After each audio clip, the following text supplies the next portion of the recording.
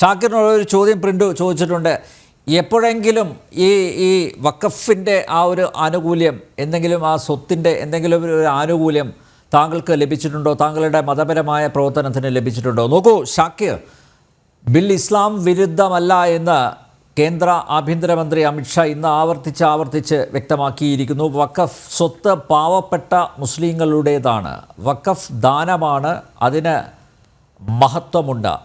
നിയമ ഭേദഗതി എന്തിനാണ് കൊണ്ടുവന്നതെന്നും അദ്ദേഹം വ്യക്തമാക്കി. ഈ വഖഫിൻ്റെ പേരും പറഞ്ഞുള്ള ഈ അഴിമതി, ഈ കൊള്ള അത് അവസാനിപ്പിക്കാനാണ്. രാജ്യത്തെ സാധാരണക്കാരായ മുസ്ലിങ്ങൾക്ക് വേണ്ടി എങ്കിലും ഈ നിയമ ഭേദഗതിയെ സ്വാഗതം ചെയ്യേണ്ടതല്ലേ? പക്ഷേ മുസ്ലിം ലീഗും കോൺഗ്രസും ഒക്കെ മുഖം തിരിഞ്ഞ് നിൽക്കുന്നു. എന്തുകൊണ്ട്? ഒന്ന്, ഈ വഖഫ് എന്താ എന്നുള്ളതിനെ കുറിച്ച് കൃത്യമായ ധാരണ ഇല്ലാത്തത് കൊണ്ടാണ്. വഖഫ് പിന്നെ പല രീതിയിലുള്ള വഖഫുണ്ട്. ഒന്ന് അതായത് ആകത്തുക ഇത്രയേ ഉള്ളൂ. നമ്മൾ പിന്നെ ദൈവത്തിൻ്റെ മാർഗത്തിൽ എൻ്റെ സ്വത്ത്, ആരാൻ്റെ സ്വത്തല്ല, എൻ്റെ സ്വത്ത് ദാനം ചെയ്യുകയാണെങ്കിൽ അത് നീക്കി വെക്കുന്നതാണ് വഖഫ്. അത് മറ്റാരുടെയെങ്കിലും കയ്യേറിയതോ അല്ലെങ്കിൽ വേറെ ഏതെങ്കിലും മതവിശ്വാസികൾ പിടിച്ചെടുത്തതോ ആയാൽ അത് വഖഫ് ആവില്ല, അത് ശരിയല്ല, അന്യായമാണ്. ആദ്യം അടിവരയിട്ട് പറഞ്ഞു തരാം. ഇവിടെ എൻ്റെ സുഹൃത്ത് ചോദ്യം എനിക്ക് വല്ല ആനുകൂല്യം കിട്ടും, അതല്ല ഞാൻ പറഞ്ഞു വരാം. ഇപ്പം അനാഥശാലകൾക്ക് വേണ്ടി വഖഫ് ചെയ്യാറുണ്ട്. അതെന്തിനാണ്?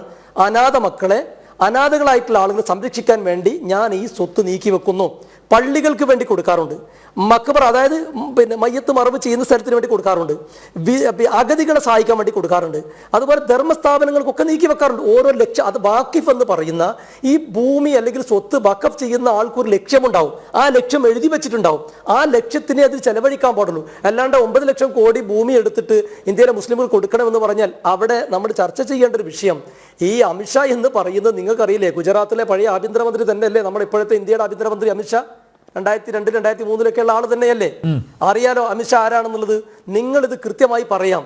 നിങ്ങളിത് എന്താ പറയാ, ഹൈന്ദവ മതവിശ്വാസികളിലോ അല്ലെ മറ്റ് 25ഓളം വരുന്ന മതവിശ്വാസികളുടെ ആരാധനാലയം അല്ലെങ്കിൽ ഇതേപോലെയുള്ള നിയമങ്ങളിൽ ഒന്നും ഇടപെടാതെ ഇസ്ലാമിക മതവിശ്വാസികൾ ദൈവമാർഗത്തിൽ നീക്കി വെച്ചിട്ടുള്ള ഭൂമിയിൽ ഇങ്ങനെ നിങ്ങൾ ദുരുദ്ദേശത്തോടെ ഇടപെട്ട നിയമം കൊണ്ടുവരുന്നത് ഭരണഘടനാ വിരുദ്ധമാണ്, ജനാധിപത്യ വിരുദ്ധമാണ്, ധാർമ്മികതയ്ക്ക് നിരക്കാത്തതാണ്.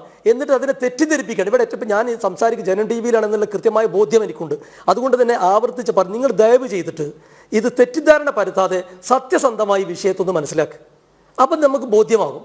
ഇവിടുത്തെ രാഷ്ട്രീയ മുതലെടുപ്പിലാണ് മനസ്സിലാവാത്തത്, വസ്തുതകൾ മനസ്സിലാക്കാത്തത് താങ്കളെ പോലുള്ളവരാണ്. ഞാൻ നേരത്തെ ചൂണ്ടിക്കാണിച്ചു, ഇന്ന് പാർലമെന്റ് മന്ദിരത്തിന് മുന്നേ മുസ്ലിം സ്ത്രീകൾ നരേന്ദ്രമോദിക്ക് ജയ് വിളിക്കുന്നു, മധുര പലഹാരങ്ങൾ വിതരണം ചെയ്യുന്നു. അവരൊക്കെ ഇപ്പോഴും മൂഢസ്വർഗത്തിലാണെന്നാണോ താങ്കൾ പറഞ്ഞു വരുന്നത്? അല്ല, രാഹുൽ ഗാന്ധിയും പ്രിയങ്ക ഗാന്ധിയും NK പ്രേമചന്ദ്രനും അതുപോലെ തന്നെ സ്റ്റാലിനും അതുപോലെയുള്ള നേതാക്കന്മാരും ഒക്കെ ഇതിനെതിരെ ഇപ്പൊ പാർലമെന്റിൽ സംസാരിച്ചുകൊണ്ടിരിക്കുകയാണ്. നമ്മളിപ്പോ ഇവിടെ ചർച്ച നടത്തുന്ന സമയത്ത് ഈ സമയത്തും പാർലമെന്റിനകത്ത് ഈ രാഹുൽ ഗാന്ധിയോ പ്രിയങ്ക ഗാന്ധിയോ പ്രേമചന്ദ്രന്റെ KC വേണുഗോപാലോ ഇവരൊന്നും ഇസ്ലാം മത വിശ്വാസികളല്ലല്ലോ. ഇവർ നല്ല അജണ്ടയുണ്ട്, വ്യക്തമായ അജണ്ടയുണ്ട്. ഒരു അജണ്ട ഉണ്ട് അവർക്ക്. കേരളത്തിലെയും രാജ്യത്തെയും മുസ്ലിങ്ങളെ എന്നും ഭയം എന്ന ആ ഡെമോക്രസ് വാളിന്റെ കീഴെ ഇങ്ങനെ അണിനിരത്തണം, എങ്കിൽ മാത്രമേ അവർക്ക് നിലനിൽപ്പുള്ളൂ. മുസ്ലിം ലീഗ് അടക്കം ഉള്ള രാഷ്ട്രീയ പാർട്ടികൾക്ക് നിലനിൽപ്പ് ഉണ്ടാവണമെങ്കിൽ മുസ്ലിങ്ങൾ എന്നും അരക്ഷിതാവസ്ഥയിലാണ് എന്ന ബോധം അവരിൽ അടിച്ചേൽപ്പിക്കണം. ആ ഒരു അജണ്ടയാണ് നിങ്ങൾ നടപ്പിലാക്കുന്നത്. ഞാൻ പറയട്ടെ, ഞാൻ വൈകിയാ വന്നതിന് പറയാൻ 2 മിനിറ്റെങ്കിലും പറയാൻ സമ്മതിക്കും. അതായത് ഇവര് ഈ ഇന്ത്യയിൽ ആകെ 15% മുസ്ലിങ്ങളുള്ളൂ. ആ 15% മുസ്ലിങ്ങളിൽ തന്നെ വിവിധ പാർട്ടിക്കാരും പല രീതിയിലുള്ള ആളുകളുണ്ട്. ഇപ്പൊ JDU നിങ്ങൾക്കറിയാം, നിങ്ങളുടെ കൂടെയാണ്. അതുപോലെ തന്നെ പിന്നെ നമ്മളെ TDP ഇവരൊക്കെ ഇപ്പൊ NDAയുടെ കൂടെയാണ്. ഇവർക്കൊക്കെ വോട്ടർമാരാരെന്ന് എല്ലാവർക്കും അറിയാമല്ലോ. അപ്പൊ ഇവരൊക്കെ കഴിച്ചിട്ടുള്ള ആളുകൾ ഈ ചെറിയ ശതമാനത്തിന്റെ വോട്ട് ലക്ഷ്യമാക്കിയിട്ടല്ല ഈ രാഹുൽ ഗാന്ധിയും ഇന്ത്യ മുന്നണിയും മതേതര വിശ്വാസികളും. ഈ രാജ്യം നിലനിൽക്കണം. ഈ രാജ്യത്തിന്റെ ഒരു സവിശേഷത എന്താണ്? ഈ രാജ്യത്തിന്റെ സവിശേഷത വൈവിധ്യങ്ങളിൽ നിന്നുള്ള ഏകത്വമാണ്. എത്ര മനോഹരമായി സന്തോഷത്തോടെ എല്ലാ മതവിശ്വാസികളും അവരുടെ വിശ്വാസപ്രകാരം ജീവിക്കുന്നു, ആചാരങ്ങൾ അനുഷ്ഠിക്കുന്നു, അവർക്ക് ആവശ്യമായ പ്രബോധനങ്ങൾ നടത്താൻ വരെയുള്ള സ്വാതന്ത്ര്യമുള്ള ഒരു നല്ല നാടാണ് നമ്മുടെ നാട്. ആ നാട്ടിൽ ദയവ് ചെയ്ത് തെറ്റിദ്ധാരണ വരുത്തല്ലേ. ഇവർക്കാർക്കും ഒരു രാഷ്ട്രീയ ലാഭത്തിനല്ല, ഇവർ ഇന്ത്യ രാജ്യത്തെ സ്നേഹിക്കുന്നു. നമ്മളെല്ലാവരും ഇന്ത്യയെ സ്നേഹിക്കുന്നു. ആ ഇന്ത്യയെ സ്നേഹിക്കുന്ന ആഗ്രഹിക്കുന്നത് എങ്ങനെയാണ് എല്ലാ മനുഷ്യരെയും തുല്യനീതിയോടെ കാണുക, എല്ലാവർക്കും രാജ്യത്തിന്റെ ഭരണഘടനയും അതുപോലെ നിയമങ്ങളും. നേരത്തെ ബഷീർ സാഹിബ് ഇവിടെ പറഞ്ഞു, അല്ലല്ല കാശിയിലെ ക്ഷേത്രത്തില് ഇപ്പൊ കോടതി പറഞ്ഞല്ലോ, അവിടെ എല്ലാ എക്സിക്യൂട്ടീവ് മെമ്പർമാരും എല്ലാവരും അവിടെ ഹൈന്ദവ മതവിശ്വാസികൾ മാത്രമേ പാടുള്ളൂ. ഇപ്പൊ നമ്മുടെ കേരള ഹൈക്കോടതി അടുത്ത കാലത്ത് ഒരു നിയമം പറഞ്ഞു, അതായത് ഒരു സംശയാസ്പദമായ രീതിയിൽ ഒരു കമ്മീഷണറുടെ പേര് കണ്ടപ്പോ നിർബന്ധമായിട്ടും അത് ഹിന്ദുമത വിശ്വാസിയാവണമെന്ന് പറഞ്ഞു. അതെന്താണ് ദേവസ്വം ബോർഡ് കൈകാര്യം ചെയ്യേണ്ടത്? ഹൈന്ദവ മതവിശ്വാസം അത് വിശ്വാസപരമായ കാര്യമാണ്. ഈ വഖഫ് എന്നുള്ളത് വിശ്വാസപരമായ കാര്യമാണ്. അത് ഇസ്ലാം മതവിശ്വാസിൽ കൈകാര്യം ചെയ്യേണ്ടതല്ലേ? വേറെ ആർക്കെങ്കിലും അതിനെ കൊണ്ട് വല്ല പ്രയാസമുണ്ടോ? നിങ്ങൾ ദയവ് ചെയ്തിട്ട് അറബിക്കടലിനും അവകാശമൊന്നും ഹൈക്കോടതി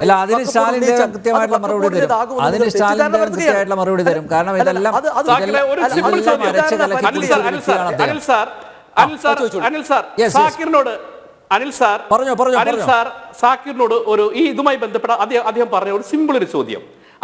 ആദ്യം വഖഫിനെ കുറിച്ച് അദ്ദേഹം പറഞ്ഞു. ഞാൻ പറഞ്ഞു എങ്ങനെ പോലെ ഹദീസോ സൂറത്തോ ആയത്തോ ഞങ്ങൾ പഠിച്ചിട്ടില്ല. അങ്ങ് വഖഫ് എങ്ങനെയാണെന്ന് പറഞ്ഞു. അങ്ങനെയാണെങ്കിൽ ചോദിക്കട്ടെ, ഒരു വ്യവസ്ഥയോടുകൂടി എഗ്രിമെന്റോടുകൂടി ഒരു വഖഫ് ചെയ്യാൻ സാധിക്കുമോ ഇല്ലയോ? എന്നിട്ട് സിമ്പിൾ ചോദ്യമാണ്, യെസ് ഓർ നോ. ഒരു വ്യക്തിക്ക് വ്യവസ്ഥയോട് കൂടിയിട്ട് വഖഫ് ചെയ്യാൻ സാധിക്കുമോ ഇല്ലയോ? അത് വഖഫ് ആകുമോ? സാധിക്കും. എങ്ങനെ സാധിക്കും? ഞാൻ നേരത്തെ പറഞ്ഞ കൃത്യമായി, അതായത് എന്റെ ഇന്ത്യൻ നിയമപ്രകാരം അല്ല, മറുപടി പറയട്ടെ. ഇന്ത്യൻ നിയമപ്രകാരം ഞാൻ പറയട്ടെ പ്ലീസ് ഒന്ന് ഞാൻ മുഴുവൻ കേട്ടാൽ നിങ്ങൾക്ക് മനസ്സിലാവും. ഇന്ത്യൻ നിയമപ്രകാരം എൻ്റെ ഭൂമിയാണെങ്കിൽ മാത്രമേ, രേഖാപരമായി കൃത്യമായി എൻ്റെതാണെങ്കിൽ മാത്രമേ എനിക്ക് വ്യവസ്ഥ പ്രകാരം വഖഫാക്കാൻ പറ്റുള്ളൂ. ഇവിടെ തെറ്റിദ്ധരിപ്പിക്കുന്നത് ഏത് ഭൂമിയും വാക്കാനോ അല്ലെങ്കിൽ കയ്യേറാനോ ഈ 40 നിയമം ഇപ്പൊ എടുത്തു കളഞ്ഞ നിയമപ്രകാരം സാധിക്കും തെറ്റിദ്ധരിപ്പിക്കുക. അങ്ങനെയല്ല. എൻ്റെതാണെന്ന് ഞാൻ നികുതി അടക്കുന്ന ഭൂമി, ഞാൻ കൈവശം വെച്ച് പോരുന്ന ഭൂമി, എനിക്ക് ആധാരമുള്ള ഭൂമി, കുടിക്കട പ്രകാരം ഒക്കെ നമുക്ക് രേഖാപര ക്ലിയറായ ഭൂമി മാത്രമേ എനിക്ക് വഖഫ് ചെയ്യാൻ കഴിയുള്ളൂ. നിങ്ങൾ എന്തിനാ ഞങ്ങളെ തെറ്റിദ്ധരിപ്പിക്കുന്നത്? അവിടെ നിങ്ങൾ ആ ഒരു പുതിയ നിയമത്തിൽ പറയുന്നത് അങ്ങനെയാണ്, രേഖകൾ വേണം. എന്റെ ചോദ്യം സിമ്പിൾ ആണ്. എന്റെ ചോദ്യം സിമ്പിൾ ആണ്. ഇപ്പോ സേട്ട് ഒറ്റ മിനിറ്റ് ഇപ്പോ നിങ്ങൾ മുനമ്പം വിഷയവുമായി ബന്ധപ്പെട്ട് സേട്ട് കൃത്യമായിട്ട് വഖഫ് ചെയ്തു എന്ന് അങ്ങ് പറയുന്നു. അതിന്റെ പേരാണ് വഖഫോട് അവകാശവാദം ഉന്നയിച്ചുകൊണ്ട് കൃത്യമായിട്ട് ആ ഭൂമി നഷ്ടപ്പെട്ടത്. ഈ സേട്ട് കൃത്യമായിട്ട് അതിനകത്തൊരു എഗ്രിമെന്റ് വെച്ചിരുന്നു. ഫറൂഖ് കോളേജ് ഏതെങ്കിലും വിധത്തിൽ ഇത് വിദ്യാഭ്യാസ സ്ഥാപനങ്ങൾക്കോ മറ്റാവശ്യത്തിനോ ഇത് ഉപയോഗിച്ചില്ലെങ്കിൽ അത് തിരിച്ചെന്റെ കുടുംബത്തിലേക്ക് തന്നെ തരണം, അല്ല എന്റെ കുടുംബത്തിലേക്ക് തന്നെ വരണം എന്ന് പറയുന്ന ഒരു സാധനം അത് വഖഫാണോ സാർ? അത് വഖഫാണോ? പക്ഷേ അവിടെയും വഖഫ് അല്ലാത്തൊരു ഭൂമിയാണ് വഖഫിന്റേതാണെന്ന് പറഞ്ഞുകൊണ്ട് വീണ്ടും അധികാര കൈകയറ്റം നടത്തിക്കൊണ്ട് 600ഓളം കുടുംബങ്ങൾ തെരുവിൽ കിടന്ന് സമരം വിളിക്കുന്നത് സാർ. അപ്പൊ അതിൽ നിന്ന് തന്നെ കൃത്യമായിട്ട് അങ്ങ് പറയല. അപ്പൊ ഇതിനെ എഗ്രിമെന്റ് ഉള്ളതാണെന്ന് പറയാം. എന്നോട് ചോദ്യമാണെങ്കിൽ ഞാൻ മറുപടി പറഞ്ഞുതരാം. ഞങ്ങളുടെ നിലപാട് പറഞ്ഞുതരാം. ആ വിഷയത്തിൽ നമ്മുടെ നിലപാട് പറഞ്ഞുതരാം. ഈ മുനമ്പം വിഷയവും ഇപ്പൊ പാർലമെന്റിൽ ചർച്ച നടക്കുന്ന വഖഫ് ബില്ലും ഒരിക്കലും ബന്ധപ്പെടുന്നില്ല. അതും ഇവിടെ തെറ്റിദ്ധരിപ്പിക്കാണ്. മുനമ്പത്തെ ഏതെങ്കിലും അവിടെ താമസിച്ച ആള് ഇറക്കി വിടണമെന്നോ ആരും പറഞ്ഞിട്ടില്ല. ദയവ് ചെയ്ത്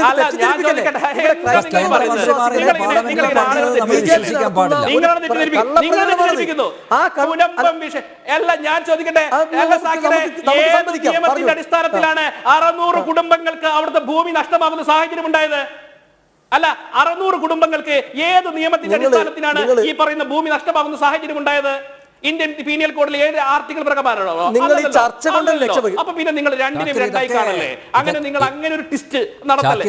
നിങ്ങൾ ദയവ് ചെയ്ത് സത്യം എനിക്ക് പറയാൻ സാക്കിറ, ഞങ്ങൾ അതൊന്നുമല്ല. ഞാൻ പറയാം, നിങ്ങൾക്ക് ബോധ്യമാവുന്ന രീതിയിൽ പറഞ്ഞുതരാം. നിങ്ങൾ ഇപ്പം ദയവ് ചെയ്തിട്ട് ഇപ്പൊ കേരളത്തിലെ ക്രൈസ്തവ വിശ്വാസികളെ തെറ്റിദ്ധരിപ്പിച്ചുകൊണ്ട് നിങ്ങൾ മുനമ്പം വിഷയം ചർച്ച ചെയ്യാനാണ് ഈ അവസരം. മുനമ്പം വിഷയത്തിൽ നമ്മളൊക്കെ സ്റ്റാൻഡ് കൃത്യമായി പറഞ്ഞിട്ടുണ്ട്. അല്ല തെറ്റി പറയുന്നുണ്ട്. അവിടെ എന്നല്ല എവിടെയായാലും ഒരു മനുഷ്യനും കുടിയിറക്കുന്നതിനോട് പറയട്ടെ. എനിക്ക് പറയാൻ സമയമില്ലേ? പിന്നെ ഞാൻ എന്തിനാ വെറുതെ പഠിപ്പിക്കണേ? ശ്രീ അനിൽ നമ്പ്യാര് എന്നെ പറയാൻ സമ്മതിക്കാൻ അദ്ദേഹം പറയുമ്പോൾ ഞാൻ കേട്ട് മുനമ്പം വിഷയവും വഖഫ് ബില്ലും തമ്മിൽ ബന്ധമില്ല. അതായത് ഈ മുനമ്പത്തിൽ നിന്നല്ല ഒരു സ്ഥലത്ത് നിന്നും അവിടെ താമസിക്കുന്ന മനുഷ്യരെ ഇറക്കി വിടുന്നതിനോട് ആരും യോജിക്കുന്നില്ല. അങ്ങനെ ദയവ് നിങ്ങൾ തെറ്റിദ്ധാരണ വരുത്താണ്. ആ വിഷയം പരിഹരിക്കാൻ കേരള ഗവൺമെന്റിന് വളരെ ഈസിയായി സാധിക്കും. അത് അതിന്റെ വഴിക്ക് നടക്കട്ടെ.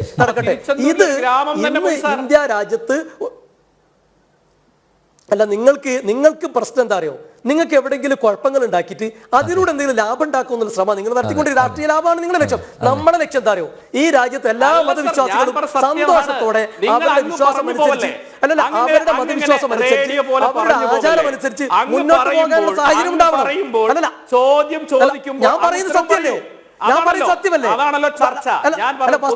തെറ്റിദ്ധരിപ്പിക്കുന്നില്ല. അല്ല ഷാക്കിറെ, അപ്പൊ ഈ തിരുച്ചെന്തുറയിലെയും ഒരു ഗ്രാമം മൊത്തം വഖഫ് ഭൂമിയാണെന്ന് പറഞ്ഞതും പറഞ്ഞതിലും ഒരു കുഴപ്പമില്ല അല്ലെ? അമ്പലം അടക്കം വഖഫ് ഭൂമിയിലാണ്. ചോദ്യം എന്നോടാണ്, ഞാൻ പറഞ്ഞുതരാം. നിങ്ങൾ ചോദ്യം എത്ര ചോദ്യം ചോദിച്ചോളൂ, ഞാൻ എന്റെ ബോധ്യത്തിൽ നിന്ന് മറുപടി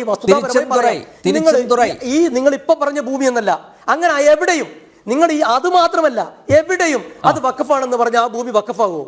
അതിന് ആധാരം വേണം, നികുതി വേണം, മറ്റു സംവിധാനങ്ങൾ വേണം. വഖഫ് ചെയ്ത ആളുകളെ ഭൂമിയാണെന്ന് ഉറപ്പുവരുത്തണം. രാജ്യത്ത് നിയമല്ലേ? ഇന്ത്യ രജിസ്ട്രേഷൻ നിയമമുണ്ട്, അതിന് കാര്യങ്ങളില്ലേ? അല്ല, അങ്ങനെ ഒരു വ്യവസ്ഥ ഇല്ലാത്തതുകൊണ്ടല്ലേ പുതിയ നിയമം കൊണ്ടുവന്നത്? ആ വിഷയത്തെ മനസ്സിലാക്കി, ആ വിഷയം നിങ്ങളുടെ ധാരണ എന്താണെന്നറിയോ? ഇന്ന് കിരൺ റിജിജു തെറ്റിദ്ധരിപ്പിച്ചതുപോലെ കിരാത നിയമം എന്നാ പറഞ്ഞു. അല്ല, ഇന്ന് നിങ്ങൾ മനസ്സിലാക്കേണ്ടത്, നിങ്ങൾ പറയുന്നു ഏതെങ്കിലും ഒരു ഭൂമി നോക്കി. അല്ല, എന്റെ സുഹൃത്തെ പറയട്ടെ, പ്ലീസ് പറയട്ടെ. കൂടുതൽ കൺഫ്യൂഷൻ അല്ലല്ല, ഞാൻ കൃത്യമാക്കി തരാം. നിങ്ങളുടെ തെറ്റിദ്ധാരണയും കേരളത്തിൽ വിലപ്പോവില്ല. കാരണം എന്താണെന്നറിയോ?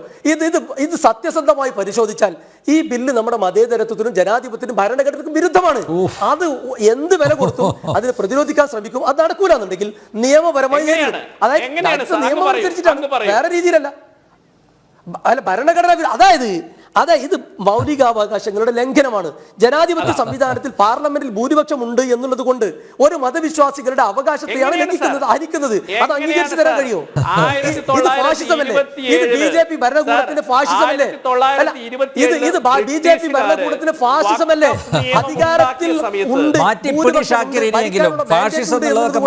ഒരു ന്യൂനപക്ഷ മതവിശ്വാസികളുടെ ഉപദ്രവിക്കുന്ന സമീപനമല്ലേ? അത് ചെയ്യാൻ പാടുണ്ടോ?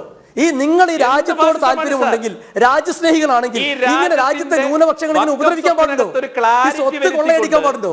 ലക്ഷക്കണക്കിന് മുസ്ലിം ജനസാമാന്യത്തോട് സ്നേഹമുള്ളത് കൊണ്ടാണ്, ഷാക്കിറെ ഇങ്ങനെയൊരു ബിൽ കൊണ്ടുവന്നത്. ഷാക്കിറെ ആവർത്തിച്ച് കേന്ദ്രമന്ത്രിമാർ പറയുന്നുണ്ട് എന്തുകൊണ്ട് കൊണ്ടുവന്നു. ഇതെല്ലാം ചിലരുടെ മാത്രം കുത്തകയാണ്. സ്വത്ത് വെച്ച് എന്ത് തോന്നിയാസവും കാണിക്കാന്നുള്ളത് അതൊന്നും നടക്കില്ല. ഇത് ഭാരതമാണ്. അതുകൊണ്ട് ഇവിടെ കൃത്യമായിട്ടുള്ള ഒരു നിയമം കൊണ്ടുവരുന്നു. ആ നിയമത്തിന് അകത്ത് നിന്നുകൊണ്ടേ പ്രവർത്തിക്കാൻ പറ്റും. ഒരു നിമിഷം നിയമത്തിന്റെ അടിസ്ഥാനത്തിൽ അന്യന്റെ സ്വത്തിലേക്കുള്ള കടന്നുകയറ്റത്തെ ചേർക്കുന്നു. യെസ്